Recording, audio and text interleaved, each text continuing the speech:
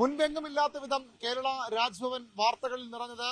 രാജ്ഭവൻ വാർത്താ കേന്ദ്രമായി മാറിയത് ആരിഫ് മുഹമ്മദ് ഖാൻ എന്ന പ്രായോഗിക രാഷ്ട്രീയത്തിൽ പയറ്റിത്തെളിഞ്ഞ നേതാവ് കേരള ഗവർണറായി വന്നതോടുകൂടിയാണ്. കഴിഞ്ഞ 5 വർഷം, അതായത് നാളെ അദ്ദേഹത്തിന്റെ കാലാവധി, അദ്ദേഹത്തിന് അനുവദിച്ച സമയം പൂർത്തിയാകും. അദ്ദേഹത്തിന്റെ 5 വർഷം പൂർത്തിയാകും. ഈ 5 വർഷ കാലയളവിലാണ് കേരള രാഷ്ട്രീയം ഏറ്റവും അധികം രാജ്ഭവനെ കേന്ദ്രീകരിച്ച് നീങ്ങിയത്. രാജ്ഭവനിൽ ഉണ്ടാകുന്ന ഓരോ നീക്കങ്ങളും സംസ്ഥാന രാഷ്ട്രീയത്തെ സ്വാധീനിച്ചത്. നേരത്തെയൊക്കെ ഗവർണർമാർ വളരെ ചുരുങ്ങിയ സന്ദർഭങ്ങളിൽ മാത്രമേ മാധ്യമങ്ങളുമായി കൂടിക്കാഴ്ച നടത്താറുണ്ടായിരുന്നുള്ളൂ. വളരെ ചുരുങ്ങിയ സന്ദർഭങ്ങളിൽ മാത്രമേ ഗവർണറുടെ വാക്കുകൾ കേരള രാഷ്ട്രീയം ശ്രദ്ധിച്ചിട്ടുള്ളൂ. വളരെ ചുരുങ്ങിയ സമയങ്ങളിൽ മാത്രമേ ഗവർണർ വാർത്തകളിൽ ഇടപെടാറുള്ളൂ, അല്ലെങ്കിൽ കേരളത്തിൽ സംസ്ഥാനം നടക്കുന്ന സംഭവവികാസങ്ങളിൽ ആ രീതിയിൽ ഇടപെടാറുള്ളൂ. പക്ഷേ ആരിഫ് മുഹമ്മദ് ഖാൻ വന്നതോടുകൂടി കാര്യങ്ങൾ പൂർണ്ണമായും മാറിമറിഞ്ഞു. പ്രതിപക്ഷത്തെക്കാൾ ശക്തമായി സർക്കാരിന്റെ നയങ്ങൾക്കെതിരെ, സർക്കാരിന്റെ പ്രവൃത്തികൾക്കെതിരെ ഒരു പ്രതിപക്ഷ മുഖം എടുത്തടിഞ്ഞുകൊണ്ട്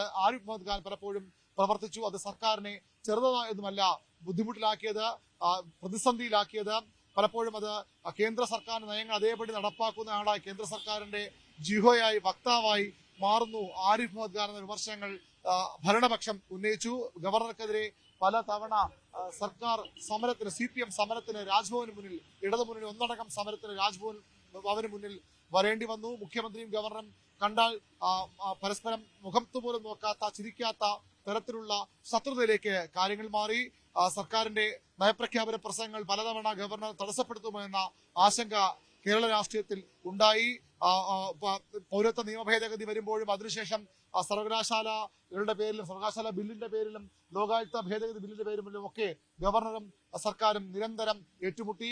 ബില്ലുകൾ ഗവർണർ നിരന്തരം തടഞ്ഞു വയ്ക്കുന്നതിനെതിരെ സർക്കാർ സുപ്രീം കോടതിയെയും രാഷ്ട്രപതിയെയും വരെ സമീപിക്കുന്ന സാഹചര്യമുണ്ടായി.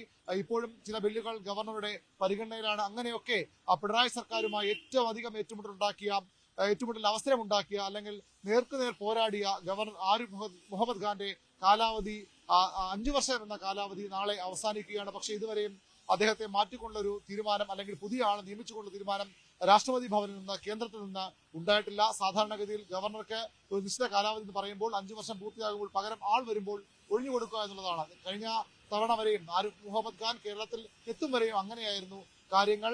3 ദിവസം മുമ്പ് കഴിഞ്ഞ ഗവർണർ ജസ്റ്റിസ് പി സദാശിവത്തിന്റെ കാലാവധി 5 വർഷം ആകുന്നതിന് 3 ദിവസം മുമ്പ് പുതിയ ആളെ നിയമിച്ച് രാഷ്ട്രപതി ഭവൻ വിജ്ഞാപനമിറക്കിയും കൃത്യം 6-ാം തീയതി അന്ന് പുതിയ ഗവർണറായി ആരിഫ് മുഹമ്മദ് ഖാൻ സ്ഥാനമേൽക്കുകയും ചെയ്തു.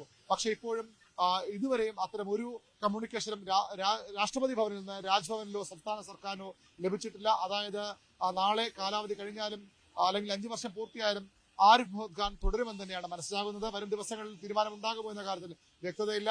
ഈ മാസം അവസാനം വരെ ചില പരിപാടികൾ ആരിഫ് മുഹമ്മദ് ഖാൻ ഏറ്റെടുത്തിട്ടുണ്ട്. ഈ മാസം പകുതി വരെ അദ്ദേഹത്തിന്റെ അതിഥികൾ രാജ്ഭവനിൽ താമസിക്കും. ഈ ദിവസങ്ങളിലൊക്കെ അദ്ദേഹം ഇവിടെ ആളുകളെ കാണാനും തീരുമാനമെടുത്തിട്ടുണ്ട്. അങ്ങനെയെങ്കിൽ നേരത്തെയൊക്കെ ഉയർന്ന അഭ്യൂഹം പോലെ ആരിഫ് മുഹമ്മദ് ഖാൻ സംസ്ഥാനത്ത് ഗവർണറായി തുടരുമോ എന്ന തരത്തിലുള്ള വാർത്തകൾക്കാണ് ഇപ്പോൾ പ്രാധാന്യം, അല്ലെങ്കിൽ അത്തരം അഭ്യൂഹങ്ങളാണ് ഉയരുന്നത്. ഏതായാലും അങ്ങനെയാണെങ്കിൽ അത് ചരിത്രമാകും. അതിന് ആ രീതിയിലുള്ള തീരുമാനം രാഷ്ട്രപതി ഭവന്റെ ഭാഗത്തും കേന്ദ്ര സർക്കാരിന്റെ ഭാഗത്തും ഉണ്ടാകും. സർക്കാരിന് തലവേദന വീണ്ടും കൂടുമോ എന്ന് അറിയേണ്ടിയിരിക്കുന്നു. പിണറായി വിജയനുമായി നേർക്കുനേർ ഏറ്റുമുട്ടാൻ കെൽപ്പ് കാട്ടിയ, അതിന് ധൈര്യം കാട്ടിയ, അങ്ങനെ നിരന്തര പോർമുഖങ്ങൾ തുറന്ന ആരിഫ് മുഹമ്മദ് ഖാൻ വീണ്ടും ഒരു 5 വർഷം കൂടി ഇതേ സ്ഥാനത്തുണ്ടാകുമോ എന്നാണ് കേരള രാഷ്ട്രീയം, പ്രത്യേകിച്ച് ഭരണ നേതൃത്വം ആകാംക്ഷയോടെ, ആശങ്കയോടെ ഉറ്റുനോക്കുന്നത്.